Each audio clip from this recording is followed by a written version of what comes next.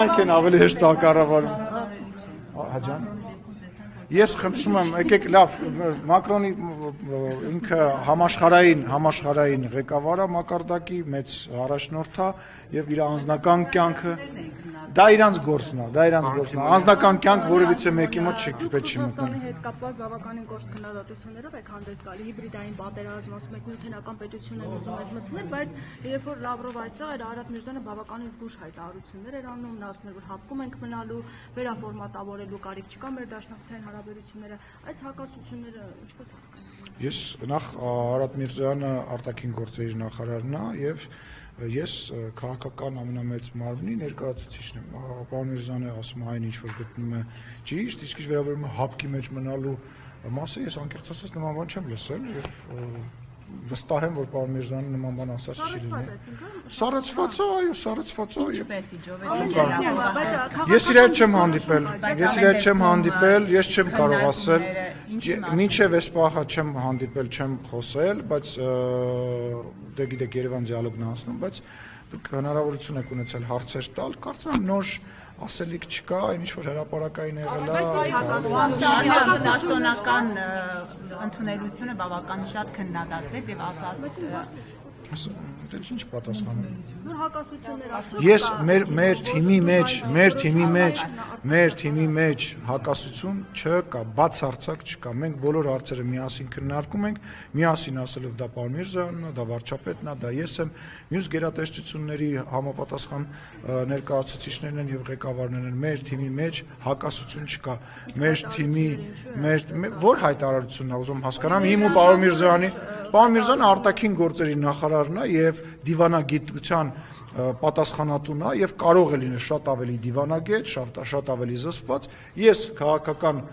մարմինի ղեկավարն եմ, ես падգամավոր եմ, ես քաղաքական հայտարարություններ ազատ եմ անել, եւ նաեւ իմ բնավորությանը բնորոշ շատ ավելի կտրուկ եմ եւ իմ հայտարարությունները կարող եմ եւ որևիցե հակասություն չի կարա լինի։ Մի րոպե հերթով, բայց արդեն հաշտվեցիք, արագ։ Պաշտոնական ասում են բավականին վատ ձևով Հայաստանը ընդունեց Լավրովին, անդիմադիրները քննադատում են, ասում են նույնիսկ Ռուսաստանի նման գերտերության արտգործնախարարին Հայաստանի իշխանությունը շատ վատ ընդունելության արժանացրել։ Ինչով վատ ընդունելության։ Աղոհացով չգնացինք, ներողություն եմ խնդրում, ես որ գնում եմ որպես պարլամենտական երկրի ղեկավար, որ ես գնում եմ որևիցե եվրոպական երկիր կամ Ռուսաստան, ինձ ով է գալիս դիմավորում, այտենց գալիս է միշտ պրոտոկոլով հետեւյալն է, որ բացառիկ դեպքեր լինում են իհարկե, ես էլ եմ բացառիկ դեպքերում նման բան արել ու անելու եմ, բայց պրոտոկոլը հետեւյալն է, որ դիմավորումը, օրինակ, ազգային ժողովի նախագահին դիմավորումը փոխխոսնակներից որևիցե մեկը, նույնիսկ կարող է բարեկամական խմբի ղեկավար։ Այո, անպայման դիմավորում ես իրան անձամբ խոսք եմ տվել, երբ որ ինքը տես բավականին չեմ ուզում այդ բառը օգտագործել, բայց տենց ասեց, ոնց էիք դուք Տիկին Փելոսին դիմավորել аэроպորտում, ես ասեցի Տիկին Մատվիենկո, երբ որ դուք գաք, ես մեծ հաճույքով ձեզ նույնպես կդիմավորեմ եւ Անիտա Դիմիտրովին եմ դիմավորել, որտեղ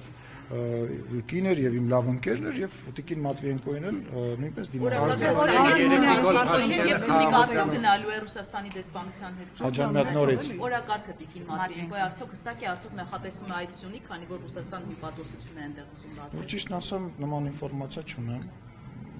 Չգիտեմ, անկեղծ ասած, հələ չեմ նայել, ես հիմա այց ունեմ, հիմա դրանով եմ զբաղվում, էլ չեմ ասում հələ որ Կիրգիզիայի գործընկերն է այստեղ, դրա համար չեմ կարող։ Մի րոպե, Փայլակն սպասեք։ Փայլակն է ինքը, Փայլակ ինքն է։ Երեք Նիկոլ Փաշինյանը նորից խոսեց խաղաղության պայմանագրից, ասաց, որ ըստ էության Արևմտյան Ադրբեջանը, պատկերացնում Հայաստանի 60%-ը Ադրբեջանը,